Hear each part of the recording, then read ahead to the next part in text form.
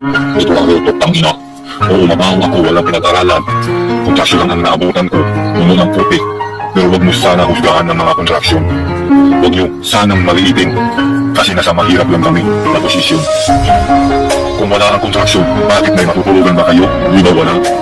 Yung nasa siyudad, meron bang matatayo ng mga building? Di ba wala? Magpasalamat pa kayo, meron ng kontraksyon. Nagsasakripisyo sa inyo. Kaya huwag dapat kayo mahusga sa mga taong kontraksyon. Oo, ako kontraksyon. Wala akong pinag-aralan. Pero hindi ko kayo inaano. Hindi ko naman wala akong masamang ginawa sa inyo.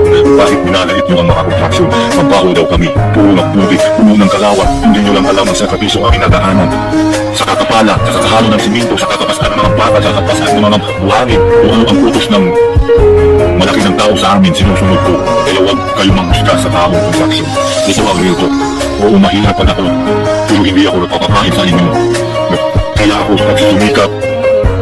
Hinarap ko ang mga sakripisyo at trabahong ito para mapakain ko lang ang pamilya ko. Hindi ako magpakain sa inyo. Kaya huwag manghusga sa taong kontraksyon. Kaya ito ang real talk, tangina. Kung wala kang kontraksyon, wala din kayong matutulugan. Kung wala kang kontraksyon, wala din building matatayuan.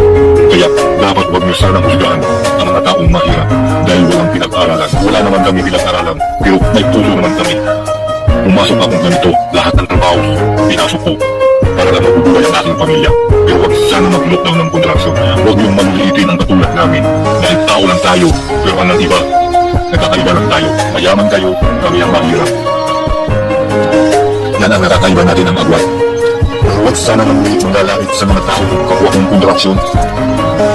Dahil talaga kung wala kami, wala din kayong matutulugan, di ba? Ito ang real talk. Oo, kontraksyon ako, pero may maraman ako, hindi ako pumasok ng masama. Nasa mabuti ang ginagawa ko, oo, mahirap ako. Masalamat pa kayo na mayroong kontraksyon para tayo sa inyong bahay ng magpilig. Kung wala kami, wala din kayong matutulugan. Kaya huwag niyo sana maliitin ang mga kontraksyon. Isa katulad namin na mahirap. Dapat magpasalamat pa kayo, dapat mag-pray pa kayo. Kaya hindi ba lang tayo ng Diyos? Meron lang mga mayaman, meron din mahirap. Kung pares-pares lang tayo ng lahat, di lahat tayo kontraksyon din. Salamat man tayo sa Diyos na mayaman lang tayo. Dito tulad sa amin, tuha, mahirap. Tuko at pawis, ulan at init, hinaharap ko.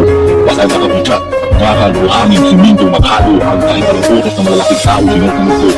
Kahit sa maklit na aking katawan, halos na hindi ko marawat na kung baka halos hindi ko na mabuhat, pero tinis ko lang ang lahat. Kahit halos na ko umiiyak sa sakit sa kahirap. Pero huwag niyo sana gustuhan ang aming katulad dahil kami ang tao ng buhay na tahimik lamang. Nagpapatayo sa inyong bahay kahit anong utos na sinusunod ko.